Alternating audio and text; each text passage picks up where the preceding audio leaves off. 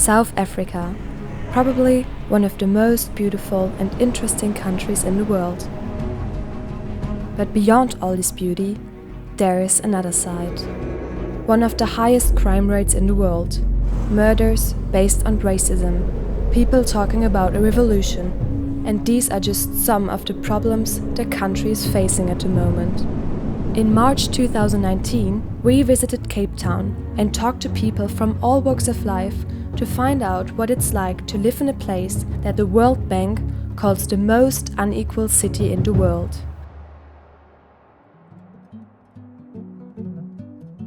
The first person we met was Simba. We actually met him coincidentally in a cafe where he was working. Simba introduced us to his friend Mazikzole.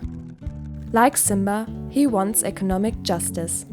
Mazikzole told us about Karabo, who is his biggest political opponent at university. She is the youngest member of the Democratic Alliance, which is a liberal party that stands for an open opportunity society for all. During our stay, we had the chance to be hosted by Nick. He works in the IT sector, but was born and raised on a farm. Nick introduced us to his boss Ihsan. He fully experienced apartheid as a colored person. Then we met a couple, Jess and Rob. Both strongly believe in the strength and goodness of the South African people. The next person we met was Patricia. Patricia comes from a family which always actively fought against apartheid. On our very last day, we had the chance to meet Tom. He works and lives in the township called Langa. It's one of the most progressive townships around Cape Town. All those different people gave us a better understanding of the deep, unsettled issues that South Africa faces. And here is how it all started.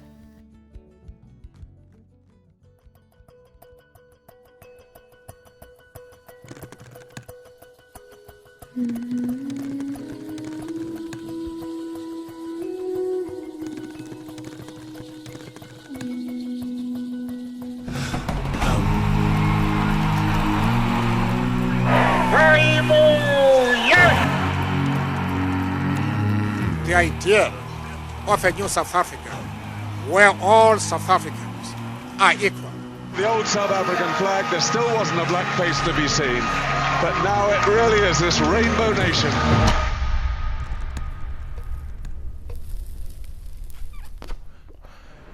The Rainbow Nation was an attempt to harmonize the differences or the antagonistic relationships that existed, to try and heal the wounds of the past. But they failed.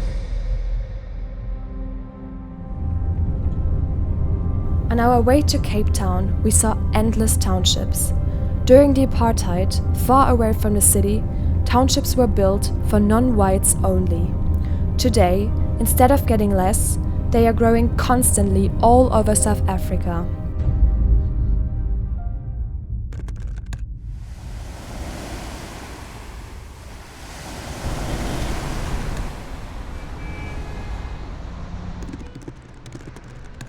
I think the Rainbow Nation was a fairy tale. It was a great idea, but not achievable. It failed because the attempt to it was a cosmetic change. You know, when you put on makeup, but deep down in your soul there's an ugly, presence of yourself. South Africa then tried to put on a makeup of our past, which in ways does not really resolve the fundamental problem of the past, which is conquest, which is land theft, which is cultural assimilation.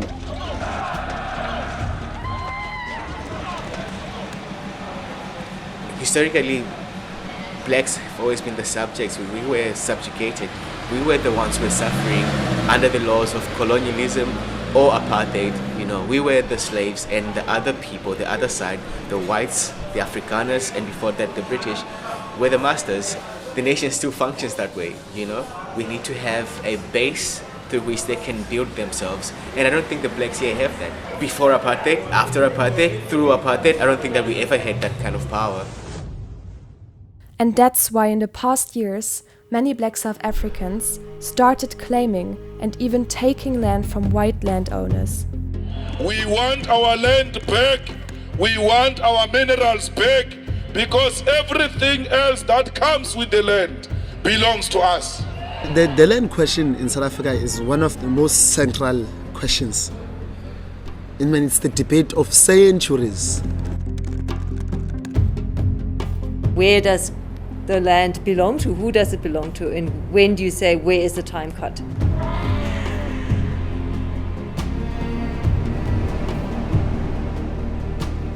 Tribes from upcountry, from the Congo Basin, they have traveled in over 5,000 years ago, and they settled like Xhosa and Zulu and all these different tribes coming into South Africa. You cannot landmark a time where this has belonged to someone. Where do you draw the line?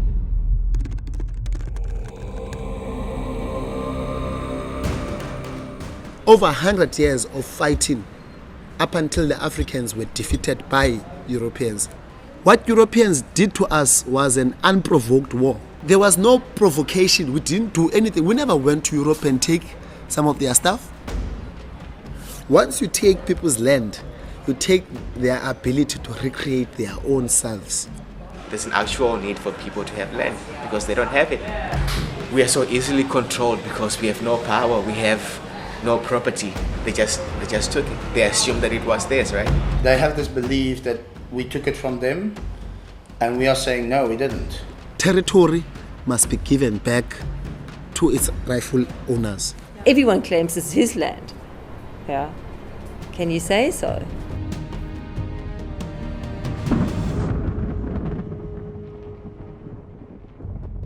So it's not really easy to say who actually has the right to claim land, but it is definitely easy to say that there needs to be something done against the inequalities.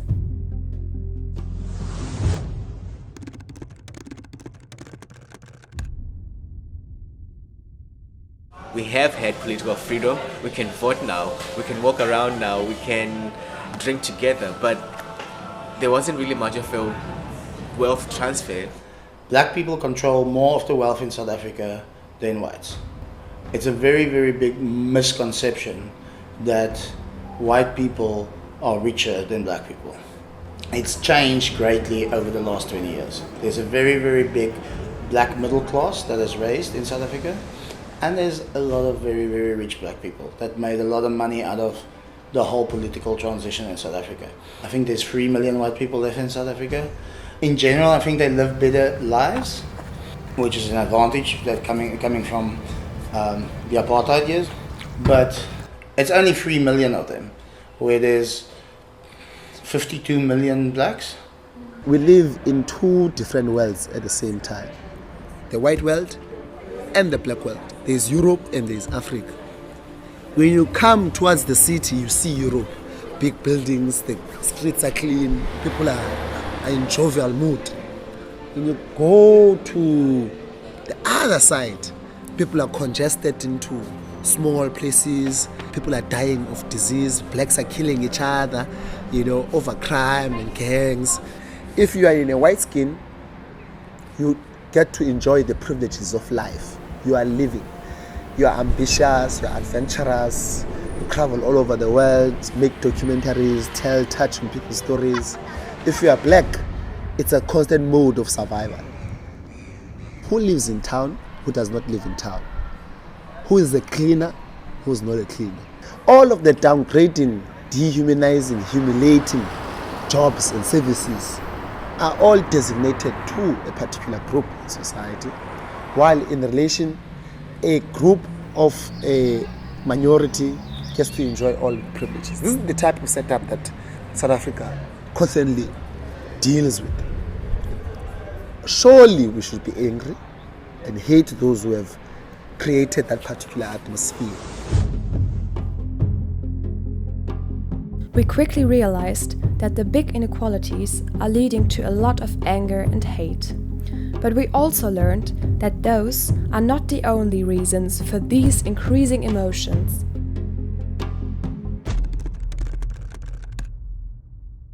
We live in a society where the media and government are constantly pushing propaganda cards that seek to disinform people and not give them the truth. The most propaganda that we have in South Africa is that we are where we are right now because of white people, that we are where we are right now because the apartheid has stripped us naked and we can never re-find ourselves for as long as white people exist in the country, which is the most ridiculous thing that a person could say. There's a lot of people out there that have a blind hatred of white people. They absolutely look at each and every white person and just hate them and just blame them for everything that's wrong in their lives. How is hate gonna fix it? What creates the possibilities for black people to hate white people? Or what creates the possibilities of white people to be scared of black people? The big gated houses with security so tight so that they can raise their children in a nice, dignified way, while us, we raise our children in chaos. They are taught how to be and how to exist by the streets. My mother was a domestic worker who every Monday she has to go and come back on Friday. The whole week I'm not with her.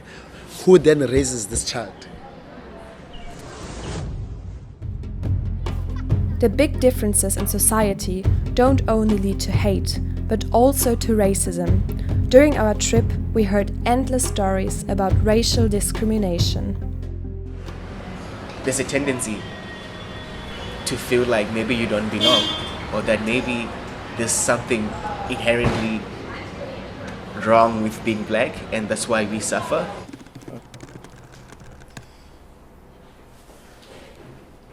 There was always racism. It never ever stopped.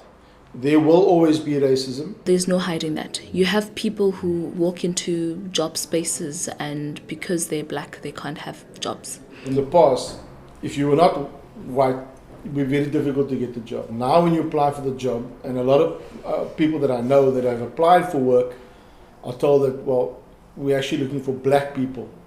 Being a colored person, I wasn't white enough during apartheid, and now I'm not black enough in post-apartheid. So we feel that kind of frustration also. I don't know. I wouldn't say we've experienced like harsh racism. I think we'll experience things like someone mistaking me for an Uber driver when we both in the car.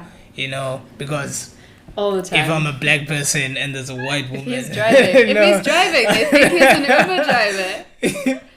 I know. Oh, things like when we go out to eat, but and then they'll often bring me the bill, and then they'll give just the bill because I don't know. Maybe the idea is I'm supposed to be bankrolling the relationship. Yeah, because she's white, she probably has more money, and therefore, she will pay for the bill. I firmly believe that a black person, especially in a South African context, can't be racist because racism comes with a certain level of power. And throughout our history, black people have never had any sort of power. I feel black people feel that we are more racist. I had a conversation with a black guy in a coffee shop the other day, and he literally told me to go back to wherever I'm from. And I mean, I am from South Africa. Where do I go back? I start talking to a black person, he immediately puts up a wall. I put up a wall because I don't want to be accused of things, and he feels like I did things, and everybody's just hung up what happened in the past, and we're not talking about the future. I think South Africa is a very long history, and that history is still affecting South Africa now. The fact that majority of people are still poor and live in the townships, that is the legacy of apartheid. So there's definitely a way more work that needs to be done before we can even get to addressing issues of race. So I don't think the problem necessarily is the racial divide. The racial divide is a convenient tool for people to point at because it's convenient for me to say it's because of racism and because of white people that you're where you are right now, instead of actually being frank to say that the state has failed us, the state has been corrupt, the state has been incapacitated, the state has been selfish, and as a result we're where we are.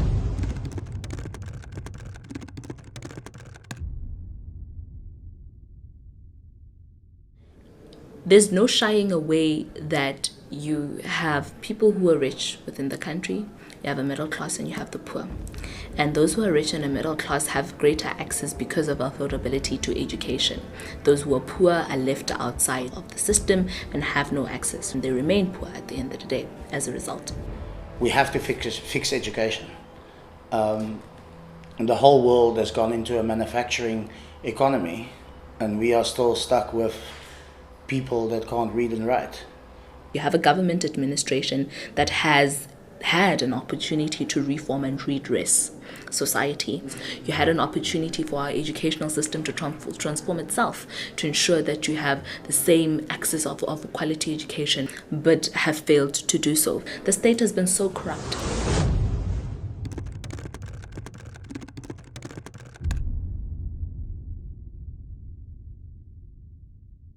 There's just like a backlog of problems that are also very, very pressing and need to be addressed. On the outside, it all looks still great because you see the cars driving, you see we've still got electricity and water, but it's quite questionable for how long. For 5 years, the maintenance on the power plants of electricity hasn't been done. That means if they break apart now, our electricity will be gone in no time. During our time in Cape Town, South Africa cut off electricity on certain lines every day to prevent a national blackout, so everyone always had to check when exactly and for how long the power would go off at their place. And if we can feel it at our level as a middle class, how must it be for the life of the people living in the townships? And this is the majority of South Africans. I think with South Africa where we are, people are quite tired of empty promises, especially when it comes to politics. People never got what they were promised. The fundamentals, the basics of housing and sanitation, jobs, employment. They never really fulfilled those promises. If you're not getting what you need, people feel they need to strike, they need to damage property, they need to be heard, and they need attention.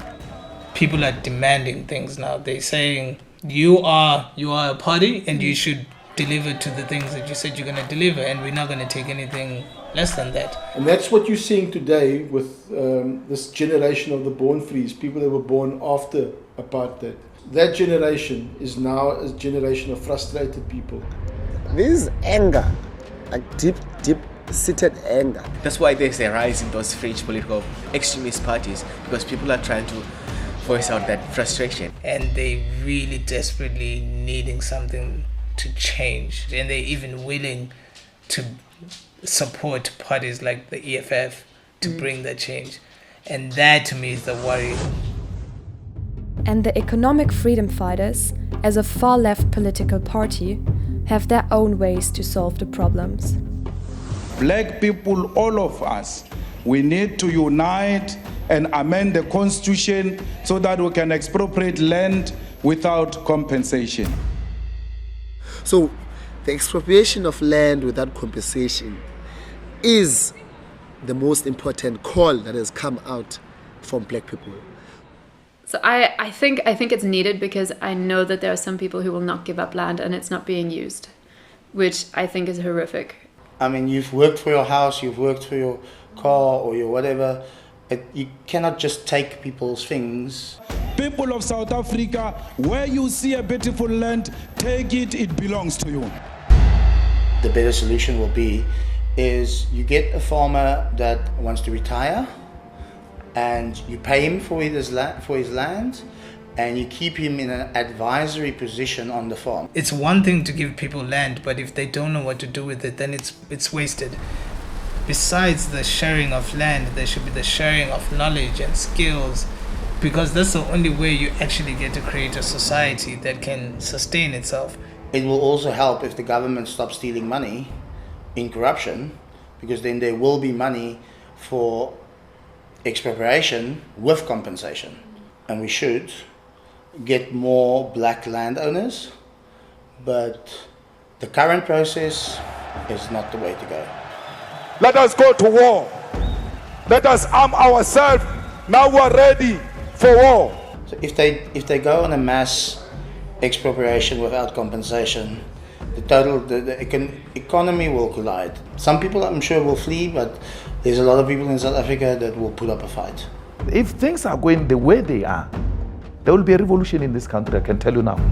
So there is a white minority in this country well aware about this possibility, and they have got plans in place. If blacks take their land, they would come back. They will not stand silently, I can promise you that. We've learned from other African countries, and places like Zimbabwe, you can clearly see what has happened. Occupiers went to the farms. They told the people, you have 4 hours to pack up their stuff, and if you don't, then we will just kill you. And so these people packed up their stuff, whatever they could in 4 hours, and left. Well, if that happens, what would it mean for South Africa? So everyone just has to. It will mean civil war.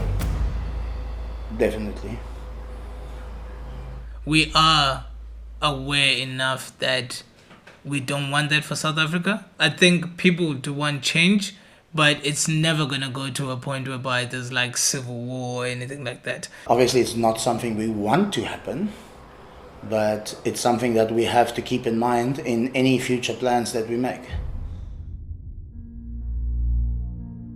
Although many people were always talking about a revolution, everyone was still very positive about future hopes and solutions. I still believe that there is hope for a time where we can racially be a South Africa for all. In a divided South Africa, where white people hate black people and black people hate white people, there is no solution.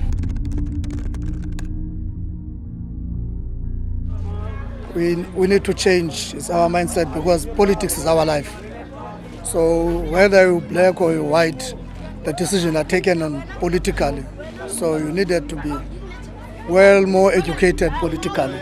And for as long as we as civilians do not educate ourselves and are misinformed, we're giving in power to the state and the media to dictate to us what the truth is, because the democracy is not only for those who are in power, but it's for us. Only when we can sit around the table and say, okay, this is what I want, and this is what you want, and this is what's the best for the country.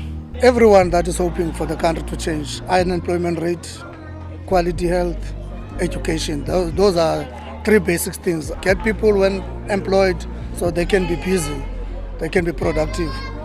And then get people educated, they can be independent.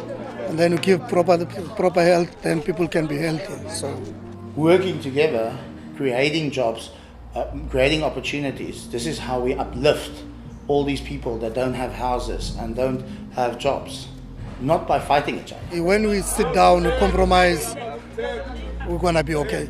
We need to get a government that will work for the people and sees everybody as the people, not just one particular segment. And we need to stop this corruption that we have in our country. Beyond that, we need to have a state that reprioritizes and capacitates the police system that works within South Africa, because we have a crime rates that are ridiculous. So these are but a few things that can contribute towards having a functioning state. And when a state is functioning, when people have basic access to services, then people have quality life.